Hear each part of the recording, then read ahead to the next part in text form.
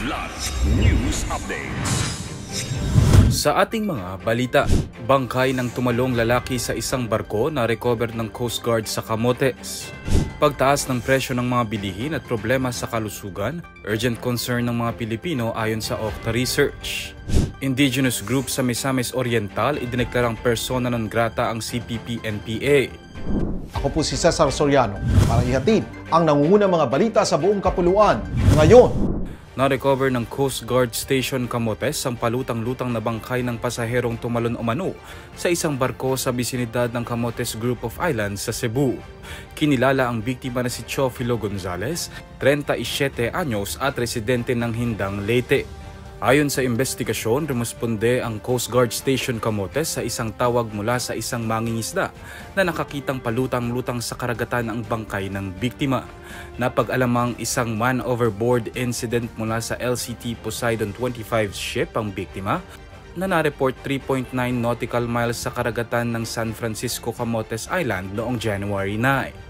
Sa ngayon, patuloy pa rin ang ginagawang investigasyon ng mga otoridad habang pinagsusumite naman ng Marine Protest Report ang ship captain sa Maritime Industry Authority dahil sa nangyaring trahedya.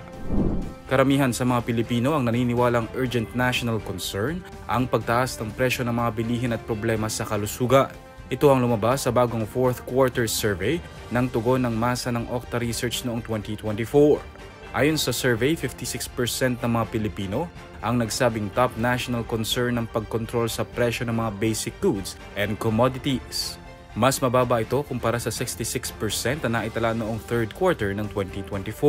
44% naman ng mga Pinoy ang nagsabi na dapat pagtuunan din ng pansin ng gobyerno ang access sa murang pagkain, habang 36% naman ang nagsabing dapat taasan ng sahod ng mga manggagawa.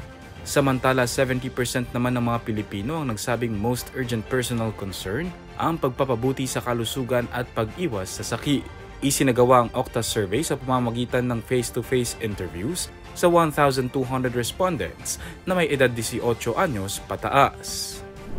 Idineklarang persona non grata ng Higaonon Tribe ng Barangay Kibanban, Balingasag, Misamis Oriental ang Communist Party of the Philippines New People's Army o CPP-NPA. Sa isang landmark event na pinangunahan ng 58th Infantry Battalion ng Philippine Army ngayong araw, 76 na indigenous people o IP leaders mula sa Higaonon Tribe ang nag-withdraw ng kanilang suporta sa komunistang grupo. Kabilang ang mga IP members na ito sa iba't ibang lugar sa Misamis Oriental, kabilang na ang ilang barangay ng bayan ng Balingasag at Gingoog City.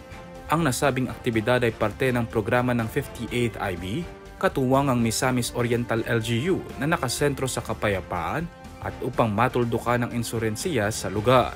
Inaasahan naman ng kasundaluhan na marami pang local leaders sa kanilang nasasakupan ang magwi-withdraw ng suporta sa komunistang grupo dahil na rin sa deklarasyon ng Higaonon Tribe leaders. Para sa Kidlat News Update, Renzel Linon nag-uulat. Ako po si Cesar Soriano, kasama nyo sa bawat pagputo ng balita.